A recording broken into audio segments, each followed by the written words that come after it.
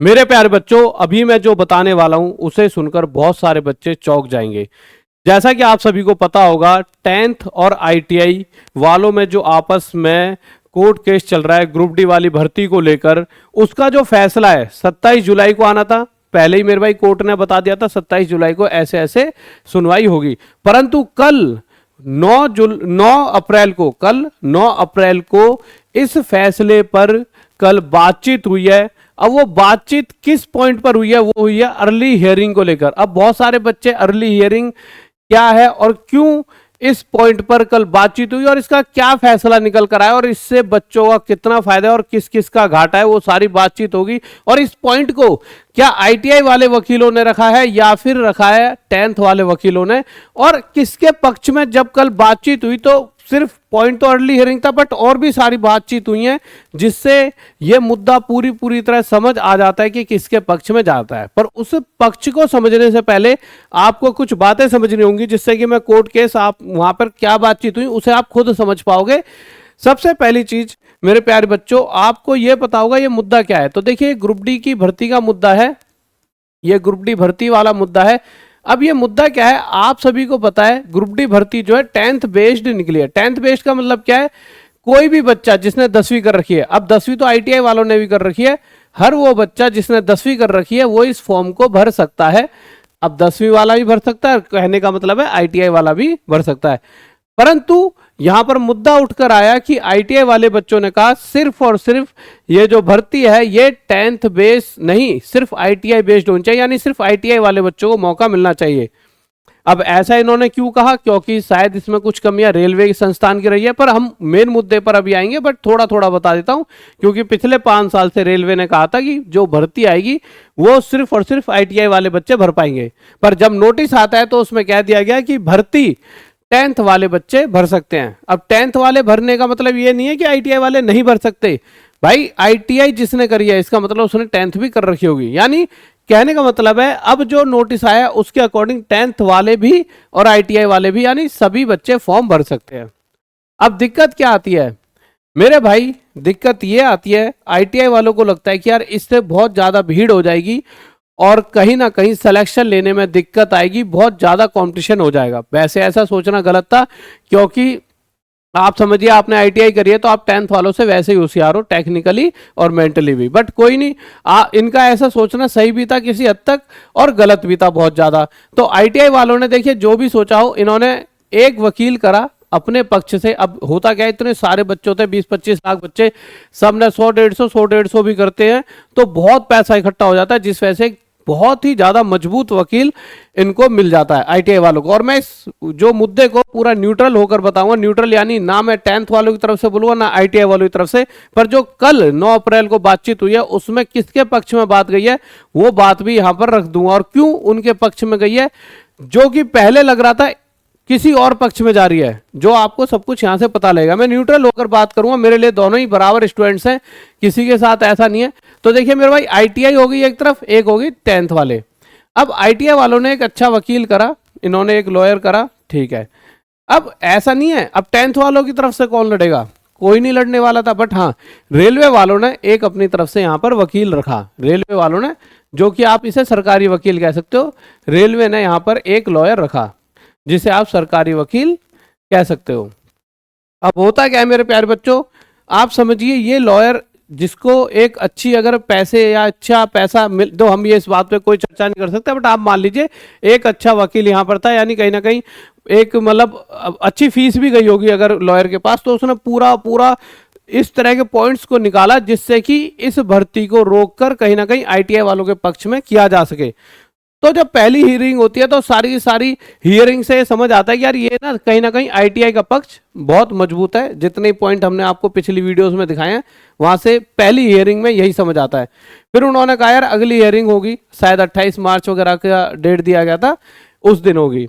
अब उससे पहले होता क्या है, अभी तक इस केस के अंदर जो रेलवे वाले वकील इन्वॉल्व थे, इन्होंने मतलब अच्छे टैलेंटेड थे, बट शायद इन्होंने इतना अंदरूनी इस मामले को नहीं समझा होगा कि इस तरह से बिगड़ सकता है। तो 10th वाले बच्चों ने भी पैसे इकट्ठे करके या जैसे मर्जी कुछ टीचरों को अपने साथ जोड़ा और एक नया वकील 10th वालों की तरफ से भी, एक तो हो गया सरकारी वकील जो रेलवे वाले के तरफ से था ही, और एक और लॉयर यहां पर आते हैं जो 10th वालों की तरफ से बातचीत रखते हैं। अब देखिए दोनों ही प्राइवेट वकील हैं और दोनों ही बहुत अच्छे वकील।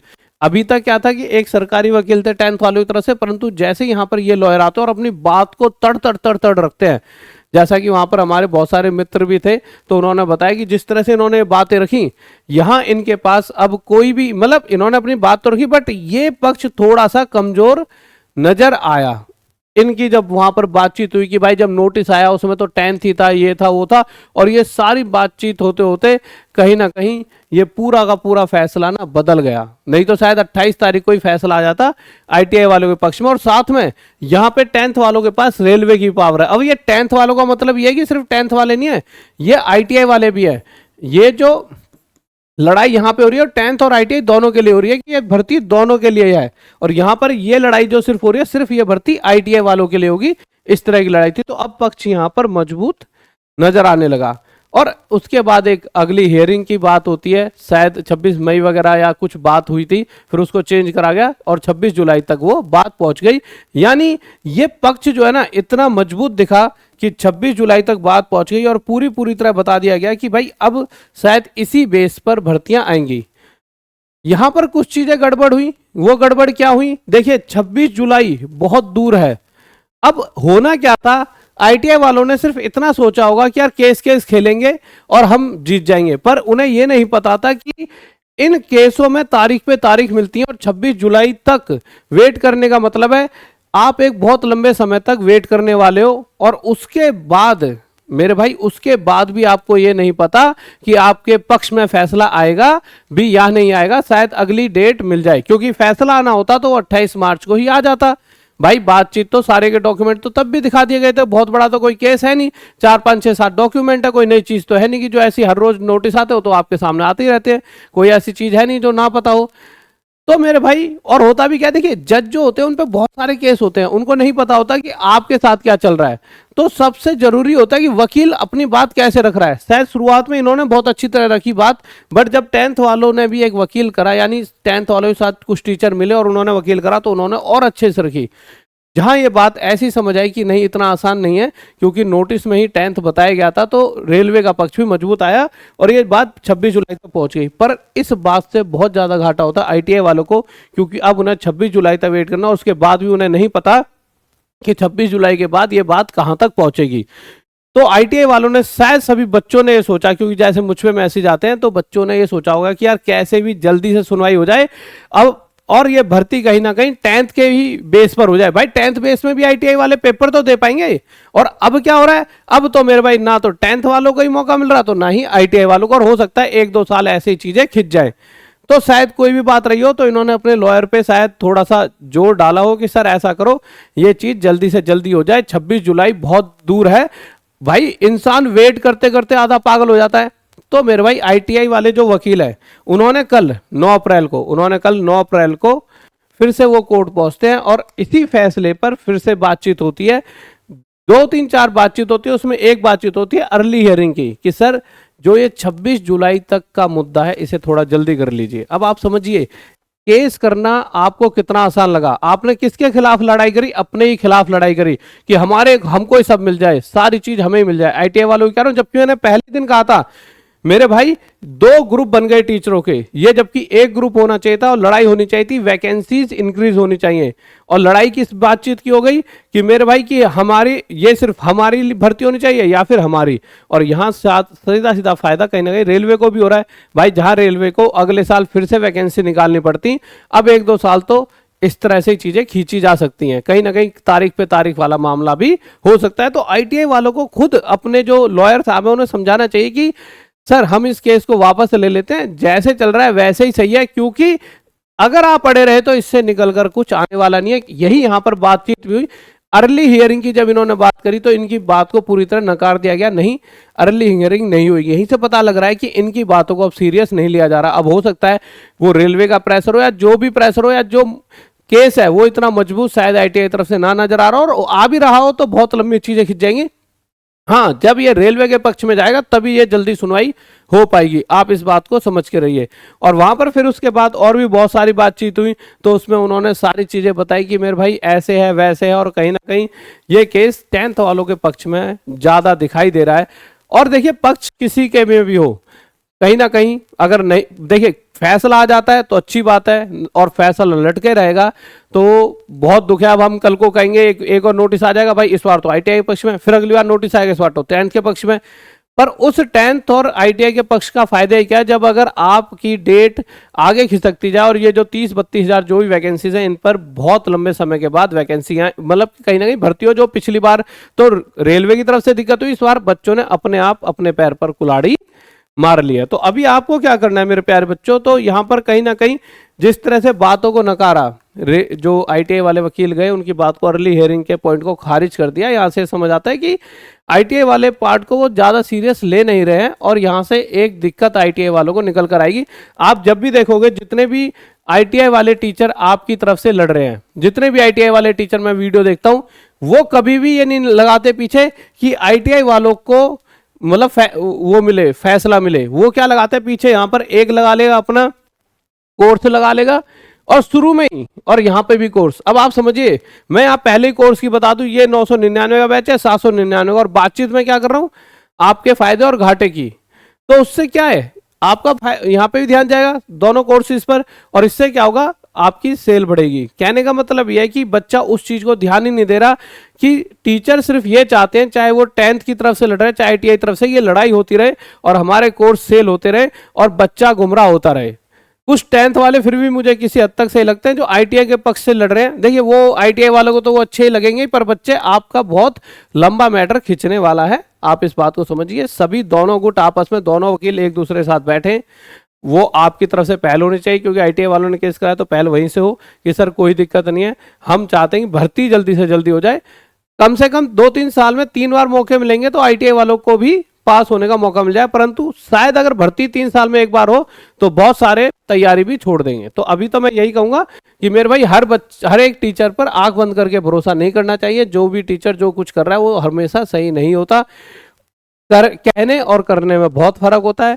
कौन क्या चाह रहा है वो आप कभी समझ नहीं पाओगे, हम तो सबको जानते हैं। ठीक है, सारी चीज आपने जान लिया मेरे प्यारे बच्चों। 26 जुलाई को अब फिर से कह दिया गया है, कल जो बातचीत हुई है, बहुत सारी बातचीत हुई, इंटरनल बातचीत बता नहीं सकता, बट हाँ ये बता सकता हूँ कि 10th की तरफ सारा मुद्दा झुक चुका है, और इससे आईटीआई वाले परेशान मत हो। देखिए, 10th वाले भी जीतते हैं तो आप ही जीत रहे हो, 10th वाले भी जीतते हैं तो आपने फॉर्म तो भराई है, तो भी आईटीआई वाले ही जीतते, यानी आईटीआई वालों को मौका तो फिर भी मिलता है। शायद लड़ाई होनी चाहिए थी वैकेंसी इंक्रीज की, तो शायद ज्यादा मजा आता और आप सब एकजुट होकर कुछ बड़ा प्राप्त कर पाते। अब 26 जुलाई को आएगा, ठीक है। अब इस दुख का क्षण है, कहीं ना कहीं भाई दिक्कत है, सब परेशान है, सबके पैसे खराब हो गए हैं। अब आप घर पे रह के भी हर रोज नए नए ताने सुनते होंगे, उन सभी चीजों से दूर आ जाओ, चुपचाप यहाँ मेरे पास आ जाओ।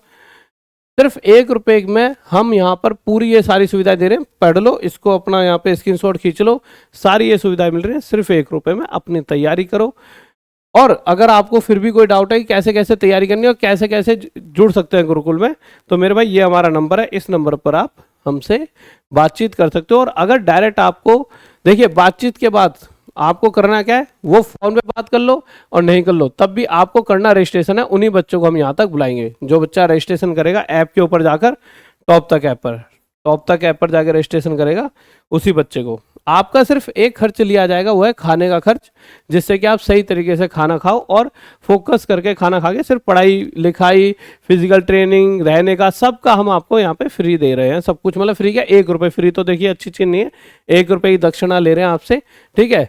तो अपनी तैयारी करें, आइए जुड़िए हमसे। उसके अलावा टॉप तक ऐप पर भी बहुत सारे बैचेस आपके चलते रहते हैं, टॉप तक ऐप पर जुड़कर और भी बैचेस देख सकते हो। ठीक है मेरे प्यारे बच्चों, ओके बाय, लव यू, जय हिंद, जय भारत। और आप बताइए क्या आपने गलती तो नहीं कर दी इस केस को करके? आईटीआई वाले और 10th वाले दोनों बताएं। और हाँ, ये फैसला अभी आ जाएगा 26 जुलाई को, और पूरा 99% जो मैंने इंटरनल बातचीत करी है 10th के ही पक्ष में आने वाला है, और 10th के पक्ष में आने का मतलब भी आईटीआई के ही पक्ष में है। तो मैं यही कहूंगा कि अपने वकीलों से इस बार यही कह के चलना कि सर अगर ज़्यादा छेड़खानी ना करें, 10th 26 जुलाई को जो आता है उसे लेकर हम अपना पढ़ाई लिखाई कर लेंगे, बजाय आप ये कहो नहीं हमें एक और हियरिंग चाहिए, फिर तो चीजें खिंच जाएंगी, फिर तो आपका भी घाटा है, इनका तो मेरे भाई है ही घाटा। ठीक है, तो अपने वकील साहब से बात करो कि ठीक है सर 26 जुलाई को, जो कोई इज्जत बेइज्जती वाली बात नहीं है, बच्चों का फायदा होना चाहिए, 26 जुलाई को जो भी चीज़ आए उसका मेरे भाई सम्मान करें और अपनी पढ़ाई करें। और 10th वालों के पक्ष में कहीं ना कहीं ये सारी बातचीत है, मैं पूरी तरह बोलूँगा तो ऐसा लगेगा कि कोर्ट का मैंने सारी चीज़ इंटरनल बता दी, बट हाँ 10th के पक्ष में ये फैसला आने वाला। ओके बाय, लव यू, जय हिंद, जय भारत।